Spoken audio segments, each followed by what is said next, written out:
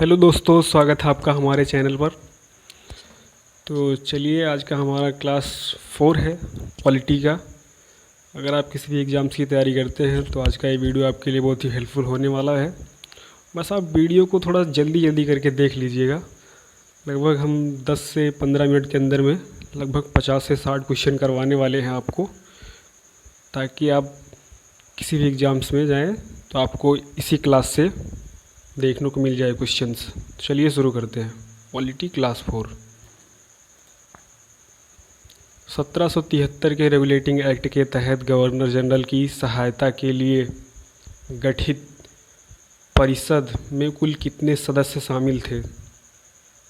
तो 4 सदस्य शामिल थे। गवर्नर जनरल की परिषद में किसी भी विषय पर निर्णय किस आधार पर लिया जाता था? तो बहुमत से लिया जाता था। यदि परिषद में किसी विषय पर मत बराबर 2 बनाम 2 हो जाते थे, तब गवर्नर जनरल को कौन सा विशेष अधिकार प्राप्त था? तो निर्णायक मत, कास्टिंग वोट देने का अधिकार था। रेगुलेटिंग एक्ट 1773 के तहत गवर्नर जनरल की परिषद के निर्णयों को कार्यपालिका के संदर्भ में क्या माना गया है? तो कार्यपालिका के संदर्भ में कार्यपालिका का उदय। 1773 के रेगुलेटिंग एक्ट के प्रावधानों के तहत किस वर्ष कलकत्ता में सर्वोच्च न्यायालय की स्थापना की गई थी? तो 1774 में 1774 में कलकत्ता में स्थापित सर्वोच्च न्यायालय के गठन से भारत में किस व्यवस्था का उदय माना जाता है? तो न्यायपालिका का उदय माना जाता है। कलकत्ता सर्वोच्च न्यायालय एक अभिलेख न्यायालय शक्तियों से पूर्ण था। इसके फैसले को न मानने पर क्या प्रावधान था? तो पनिशमेंट, काफ़ी सी बात है। कलकत्ता सर्वोच्च न्यायालय के पहले मुख्य न्यायाधीश चीफ जस्टिस कौन बनाए गए थे? तो चीफ जस्टिस बनाए गए थे एलिजा इम्पे। कलकत्ता सर्वोच्च न्यायालय में मुख्य न्यायाधीश के अलावा कुल कितने अन्य न्यायाधीश नियुक्त किए गए थे? 3 अन्य न्यायाधीश नियुक्त किए गए थे। निम्नलिखित में से कौन सा न्यायाधीश कलकत्ता सर्वोच्च न्यायालय के 3 अन्य न्यायाधीशों के पैनल में शामिल नहीं था? तो जॉन सुरमन था। ईस्ट इंडिया कंपनी पर नियंत्रण स्थापित करने के लिए कोर्ट ऑफ डायरेक्टर्स के कुल 24 निदेशक में से कितने सदस्य प्रतिवर्ष सेवा मुक्त या रिटायर हो जाते थे? 1/4, 1/4 सदस्य। ईस्ट इंडिया कंपनी के प्रबंधन में वोट देने का अधिकार प्राप्त करने के लिए किसी व्यक्ति के पास कम से कम कितने मूल्य के शेयर होना चाहिए था? तो 1000 पाउंड का। 1773 के रेगुलेटिंग एक्ट द्वारा कंपनी के कर्मचारियों के लिए निम्नलिखित में से किस गतिविधि पर पूरी तरह से प्रतिबंध लगा दिया गया था? तो उपयुक्त सभी। रेगुलेटिंग एक्ट एवं 1773 की कमियों और दोषों को दूर करने के लिए ब्रिटिश संसद द्वारा किस वर्ष एक्ट ऑफ सेटलमेंट लाया गया था? 1781 में एक्ट ऑफ सेटलमेंट लाया गया था। एक्ट ऑफ सेटलमेंट 1781 का मुख्य और प्राथमिक उद्देश्य क्या था? तो इसका मुख्य और प्राथमिक उद्देश्य 1773 के एक्ट की कमियों को दूर करने के लिए लाया गया था। किस अधिनियम या संशोधन द्वारा स्पष्ट प्रावधान किया गया कि गवर्नर जनरल के कार्यों में सर्वोच्च न्यायालय हस्तक्षेप नहीं करेगा? एक्ट ऑफ सेटलमेंट 1781 के तहत। गवर्नर जनरल और सर्वोच्च न्यायालय के कार्यक्षेत्रों को अलग करके कार्यपालिका से न्यायपालिका का पृथक्करण किस दस्तावेज के माध्यम से किया गया? Act of settlement 1781, 1781। ऐतिहासिक और व्यापारिक संदर्भ के अनुसार ब्लैक गोल्ड शब्द का किसके लिए प्रयोग किया गया था? तो ब्लैक गोल्ड काली मिर्च के लिए। ब्लैक गोल्ड या काली मिर्च का व्यापार मुख्य रूप से किन विदेशी व्यापारियों डच द्वारा बड़े पैमाने पर किया जाता था? तो हॉलैंड और नीदरलैंड। कलकत्ता सर्वोच्च न्यायालय के संदर्भ में इसके निर्णयों या साक्ष्यों को भविष्य के लिए किस रूप में सुरक्षित रखा जाता था? तो भविष्य के लिए अभिलेख एज ए एविडेंस के रूप में रखा जाता था। पिट्स इंडिया एक्ट 1784 को मूल रूप से किस ब्रिटिश प्रधानमंत्री द्वारा तैयार किया गया था? तो विलियम पिट द्वारा तैयार किया गया था।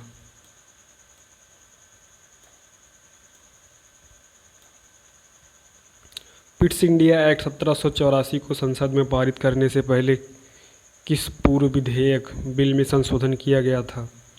तो फॉक्स बिल में संशोधन किया गया था। किस अधिनियम के द्वारा ईस्ट इंडिया कंपनी के व्यापारिक और राजनीतिक कार्यों को पहली बार पूरी तरह से अलग कर दिया गया था? तो पिट्स इंडिया एक्ट 1784 के द्वारा। पिट्स इंडिया एक्ट 1784 के तहत ईस्ट इंडिया कंपनी के केवल व्यापारिक मामलों की देखरेख की जिम्मेदारी किसे सौंपी गई थी? तो सौंपी गई थी बोर्ड ऑफ डायरेक्टर्स को।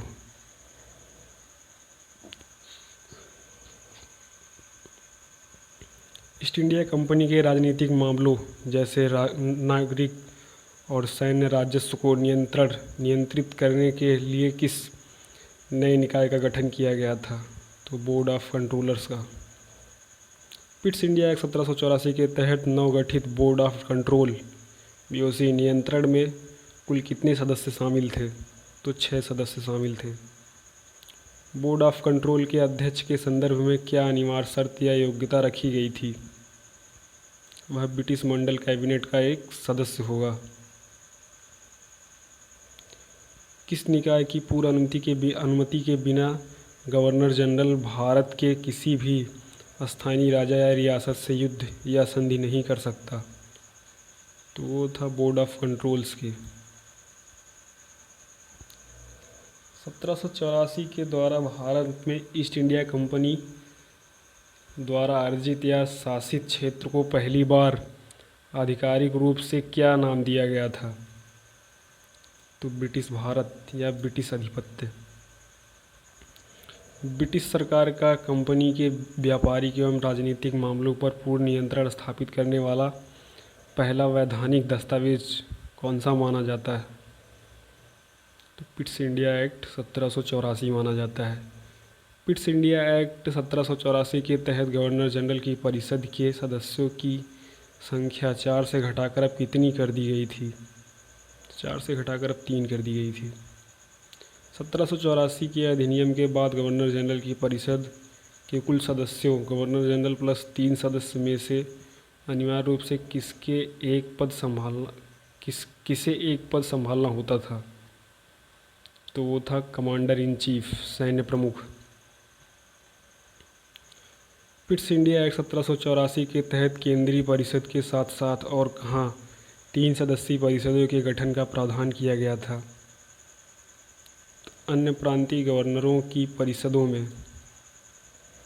1784 के अधिनियम द्वारा गवर्नर जनरल को प्रांतीय सरकारों के संदर्भ में कौन सी अत्यंत शक्तिशाली शक्ति प्रदान की गई थी? तो प्रांतीय सरकारों की विफलता या आदेश न मानने पर उन्हें बर्खास्त सस्पेंड करने की शक्ति। नियंत्रण बोर्ड कंट्रोल्स के पास मुख्य रूप से किन तीनों क्षेत्रों से संबंधित राजनीतिक मामलों के निरीक्षण और नियंत्रण की शक्ति थी? तो नागरिक और सैन्य और राजस्व।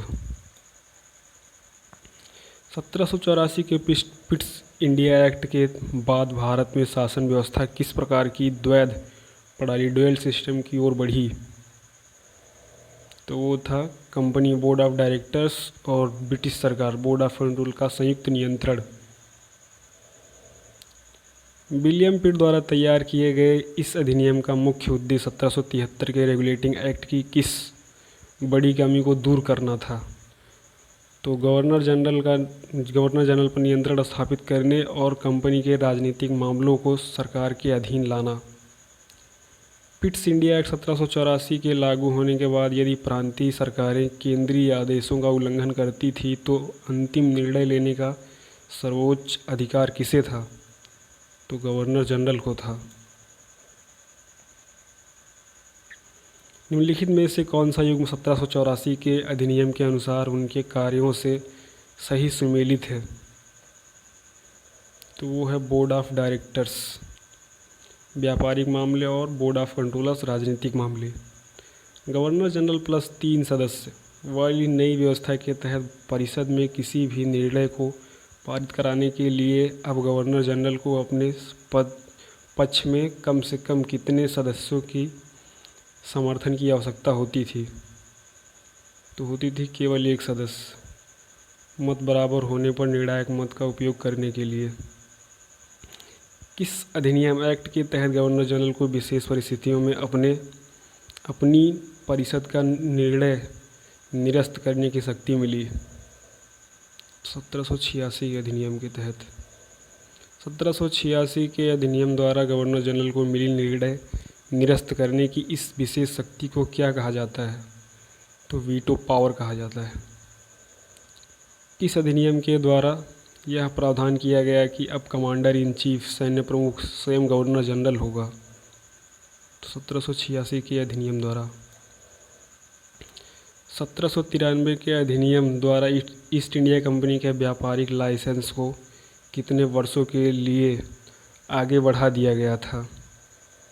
तो बढ़ा दिया गया था 20 वर्षों के लिए। 1793 के अधिनियम के तहत बोर्ड ऑफ कंट्रोल्स के सदस्यों और कर्मचारियों का वेतन कहाँ से दिए जाने का प्रावधान दिया गया? तो भारतीय राजस्व से। 1793 के अधिनियम के अनुसार सभी प्रशासनिक खर्च काटने के बाद ब्रिटिश सरकार को कितने लाख रुपए देने का नियम था? तो था 5 लाख रुपए। किस प्रसिद्ध चार्टर एक्ट के द्वारा ईस्ट इंडिया कंपनी का भारत में व्यापारिक एकाधिकार मोनोपोली पूरी तरह समाप्त कर दिया गया था? तो चार्टर अधिनियम 1813 में। चार्टर अधिनियम 1813 के तहत कंपनी के व्यापारिक एकाधिकार समाप्ति में कौन से 2 मुख्य अपवाद शामिल थे? तो शामिल था चाय का व्यापार और चीन के साथ व्यापार। इस अधिनियम के द्वारा ईसाई मिशनरियों को भारत में आकर धर्म प्रचार करने की खुली छूट या अनुमति दी गई थी? तो 1813 के एक्ट द्वारा।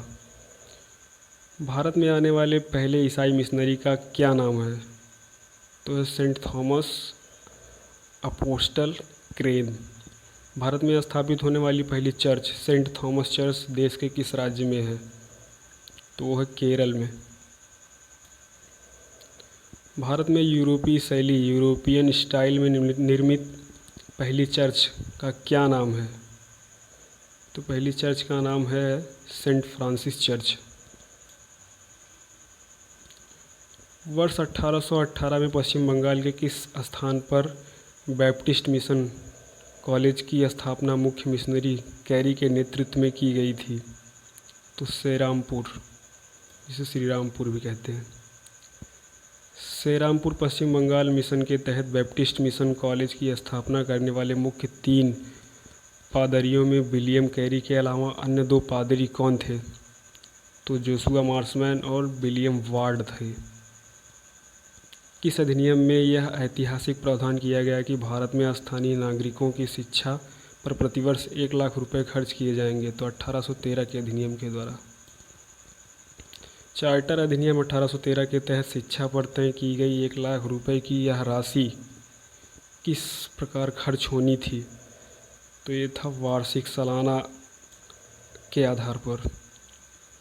2011 की जनगणना सेंसस के आंकड़ों के अनुसार भारत में हिंदू आबादी का प्रतिशत कितना दर्शाया गया है? तो 79%, 79.8%। 2011 की जनगणना के अनुसार भारत में मुस्लिम और ईसाई आबादी क्रमशः कितने प्रतिशत अंकित है? तो मुस्लिम 14.2%, ईसाई 2.3%। तो दोस्तों इस क्वेश्चन का आंसर आप लोग कमेंट करके बताइए। मिलते हैं नेक्स्ट वीडियो में, तब तक के लिए जय हिंद।